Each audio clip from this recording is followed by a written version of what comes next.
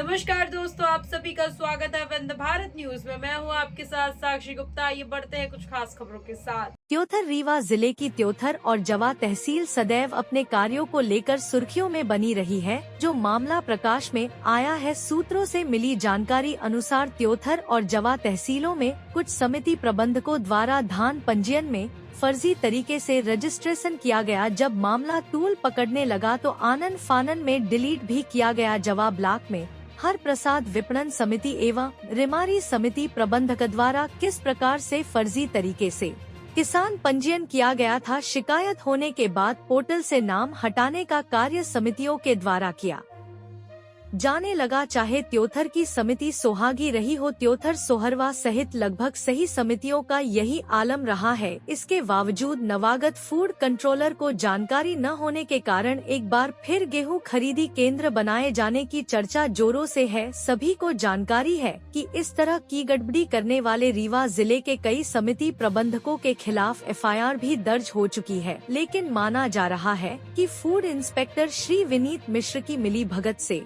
गेहूं खरीदी केंद्र बनाए जाने का एक बार फिर गेहूं खरीदी केंद्र बनाए जाने की कोशिश की जा रही है। वहीं धान मिल्क की आड़ में करोड़ रुपए की हेरा फेरी को लेकर प्रदेश के कई जिलों में एफआईआर दर्ज कराई गई, लेकिन रीवा जिला में भी इस तरह के मामले प्रकाश में आने के बावजूद अभी तक कार्यवाही न होना कहीं न कहीं प्रश्न चिन्ह खड़ा कर रहा है। जिले की धान शार्टेज में त्योथर क्षेत्र की समितियां अव्वल रही है। प्रदेश सरकार के संज्ञान के बावजूद रीवा जिले में कार्यवाही न होना कुछ और इंगित कर रहा है। हालांकि समिति की जांच के आदेश पूर्व में रीवा कलेक्टर द्वारा दिया जा चुका है, लेकिन न तो आज तक कोई जांच हुई और न ही कोई कार्यवाही ही सामने नहीं आई है। शिकायत के बावजूद ऐसी समितियों को ब्लैक लिस्ट नहीं किया गया और सबसे बड़ी चौंकाने वाली बात है कि और समितियों के ऊपर क्यों नहीं कोई कार्यवाही हुई। लेकिन सर प्रसाद जवा रेमारी समिति सोहागी त्योथर और सोहरवा को फूड इंस्पेक्टर विनीत मिश्रा एवं फूड विभाग के सहयोग से बचाया जा रहा है तथा गेहूं खरीदी केंद्र बनाए जाने की तैयारी चल रही है। देखना यह है कि रीवा जिला प्रशासन इन समिति प्रबंधकों के खिलाफ किस प्रकार की कार्यवाही करता है। यह तो भविष्य के गर्भ में है। यदि समय रहते कार्यवाही नहीं होती तो आगे भी और बड़े गड़बड़ियां सामने आ सकती है, किंतु देखने वाली बात होगी कि जांच होगी भी या इसी तरह चलता रहेगा। यह तो भविष्य के गर्भ में है। आइए आपको सुनाते हैं पूर्व समिति अध्यक्ष श्री ब्रह्म नारायण शर्मा की जुबानी आपकी खबर। हमारी नजर हमारे संवाददाता कमलेश शुक्ला के साथ दिनेश द्विवेदी की खास रिपोर्ट। पूर्व अधिवक्ता संघ एवं पूर्व समिति अध्यक्ष जो है मेरे सामने मौजूद है। ये सर जो पूर्व में धान खरीदी केंद्रों में फर्जी रजिस्ट्रेशन का कार्य जारी रहा और डिलीट किए गए, जिसके तथ्यात्मक जानकारी समय समय पर मिलती रही और उन्हीं खरीदी केंद्रों को पुनः गेहूं खरीदी केंद्र बनाया जाए। संदर्भ क्या कहना चाहेंगे? मैं आपको और आपके चैनल को तो बधाई देना चाहता हूं कि धान खरीदी केंद्र में व्यापक स्तर पर जो गड़बड़ी हुई है, मैं रीवा जिले की और त्योथर तहसील की बात कर रहा हूं। व्यापक स्तर पर गड़बड़ी हुई है और गड़बड़ी धान की शार्टेज नहीं हुई है। व्यापक स्तर पर फर्जी रजिस्ट्रेशन हुआ, जिसको भी चैनल के माध्यम से आपने उठाने का प्रयास किया।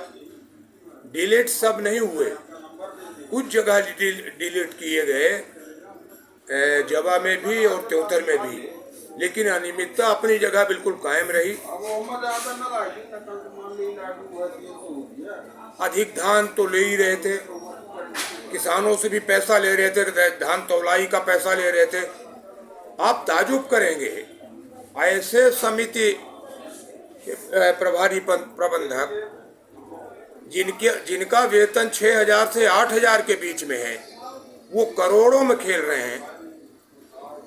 वो लाख रुपए, 2 लाख रुपए, 3 लाख रुपए जमा करने को तैयार है, जमा हो रहे हैं। आखिर ये पैसा आया कहाँ से? ये जांच का विषय, इनके पास ये पैसा कहाँ है? मैं धन्यवाद देना चाहता हूँ प्रदेश के मुख्यमंत्री जी को, जिन्होंने धान खरीदी केंद्र को इस चैनल के माध्यम से उठाने के बाद ईओडब्ल्यू को जांच के लिए दिया है। जांच का विषय बिंदु होना चाहिए। चोरी करने वाला चोरी कर रहा है, सरकारी पैसे की चोरी कर रहा है और बाद में कह रहा है मैं उसको जमा कर दूंगा। वो जमा कहाँ से करेगा? जो पैसा समितियों को मिलना चाहिए, जो समिति के धान खरीदी केंद्र में थे, वो समितियों का पैसा होता है, जो उनका बोनस मिलता है। उस बोनस को मिली भगत से बैंकों के माध्यम से, प्रशासकों के माध्यम से, खाद्य विभाग के माध्यम से, सहकारिता विभाग के माध्यम से सारा का सारा चैनल इसी काम में लगा हुआ है। और पूरी तरह से इसमें जो खाद्य विभाग है, जिसका मुख्य दायित्व है दुकानों को देखना, दुकानों में गए खाद्यान्न साठ है, ऐसे खरीदी केंद्रों को पुनः जो है गेहूं खरीदी केंद्र बनाया जा रहा है सरकार। ये दुर्भाग्य की बात है। मैं आपके चैनल के माध्यम से माननीय प्रदेश के मुख्यमंत्री जी का ध्यान आकृष्ट कर रहा हूँ। माननीय कलेक्टर महोदय जो कोऑपरेटिव बैंक की चेयरपर्सन भी हैं, प्रशासक हैं, मैं उनसे आग्रह करना चाहता हूँ कि इन तमाम बल्कि समूहों को दे दिया जाए। समूह की पकड़ रहेगी, लेकिन समितियां ब्लैक लिस्टेड की जाए, तत्काल FIR की जाए, बहाना न किया जाए, उनको बचाने का काम न किया जाए। और जहां जहां धान साठ है उन तमाम समिति प्रबंधकों के खिलाफ FIR करके इसमें सबसे कार्रवाई की जाए। इसमें सबसे बड़ा रोल किसका है? कौन बचा रहा है इसमें समिति प्रबंधकों को? इसमें तो समझे में नहीं आ रहा कि स्थानीय प्रशासन, जो खाद्य विभाग से लेकर के और लोग भी हैं, जिला प्रशासन, जो खाद्य विभाग से लेकर सभी शामिल हैं। आखिर इतनी बार आवाज उठने के बाद पेपरों के माध्यम से, लिखित माध्यम से, चैनलों के माध्यम से ये बात उठ रही है, तो जांच की जगह लीपापोती की जा रही है, बचाने का काम किया जा रहा है, पैसा जमा करने का दबाव सहकारिता विभाग द्वारा बनाया जा रहा है।